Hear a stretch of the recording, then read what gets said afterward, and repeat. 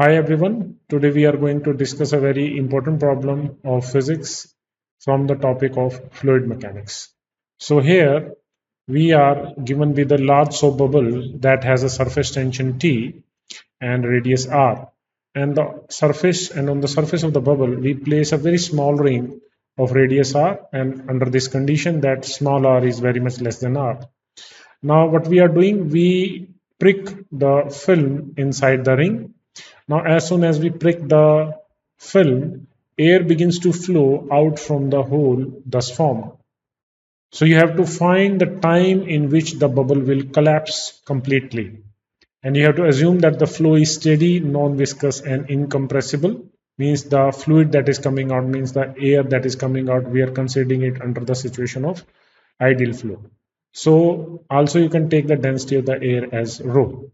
Okay, so let's first make a sketch of the given problem. Let this is the spherical bubble, large soap bubble of radius r. Okay, now what we are doing, we are placing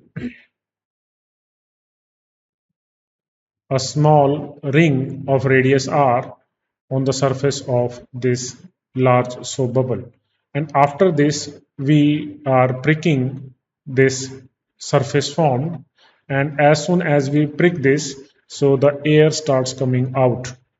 Let the speed with which the air will come out is v naught. Clear?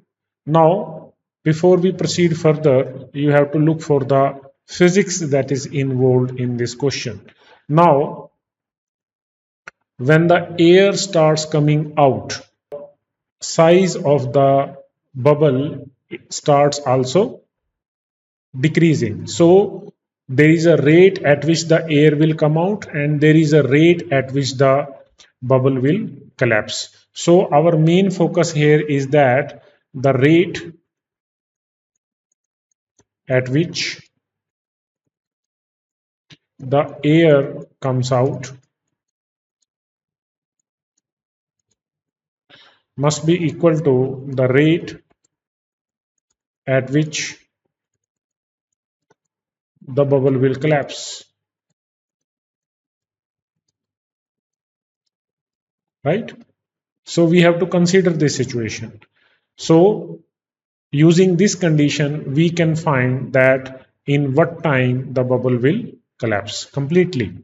Now first have a look at which the air is coming out of the bubble. Air is coming out at a speed v naught. Also we know that the excess pressure for the soap bubble can be represented as 4s by r, because it has two surface areas, so that is 4s by r, and that is equal to pressure inside minus pressure outside. Okay, now when the air starts coming out of the bubble, the pressure outside is, you can say, the atmospheric pressure, and there is pressure inside the soap bubble.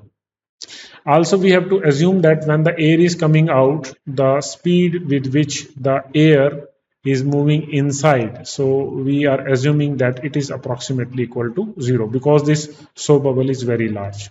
Now first we apply the Bernoulli's principle at this face, means where we have pricked the film. So applying the Bernoulli's principle, what I can write that pressure inside plus half rho v inside, so that is 0, so that will be 0, that is equal to pressure outside plus half rho v naught square. Okay, now from here what we can write, pressure inside minus pressure outside, that is equal to half rho v naught square.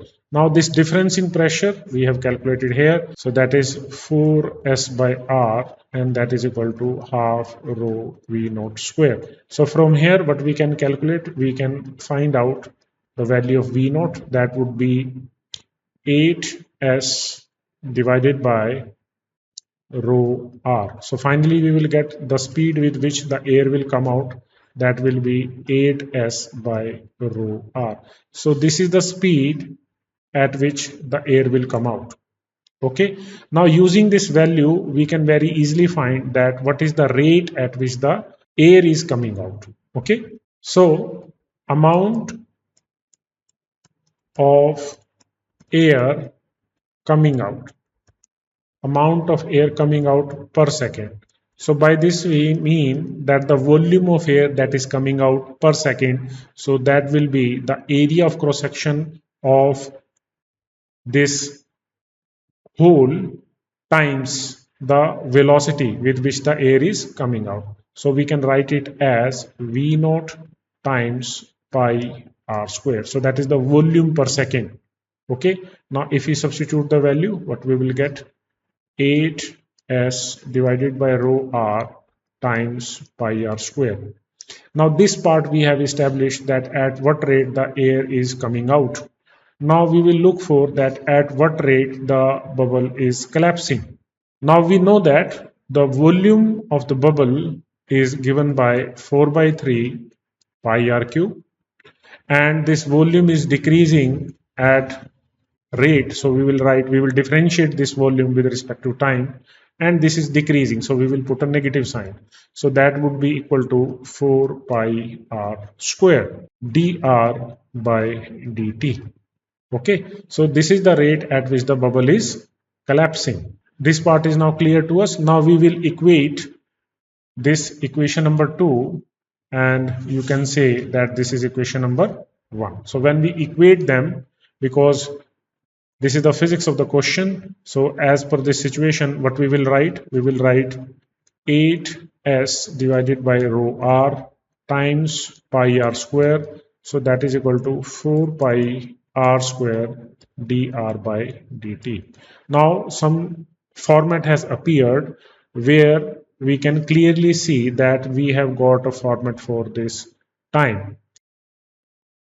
Now what we can write from here, we can write it as r square by 4 root of 8s by rho r times dt, that is equal to minus r square dr.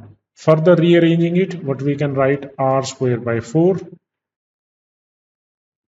root of 8s by rho, and if we take r outside, that will be r raised to the power 1 by 2, and we take it on the right hand side, so we can write r raised to the power 5 by 2 dr. Okay, now we just have to integrate this on both sides. So integrating both sides, now the radius is decreasing because the bubble is collapsing. So we will write that initial radius is r and the final is 0, and the corresponding time is t. Clear? So you just have to solve this equation to get the final result, so that you can solve the final result for the time of collapse is equal to 8 by 7 r raised to the power 7 by 2 divided by r square rho by 8s. So this is the time in which the bubble will collapse.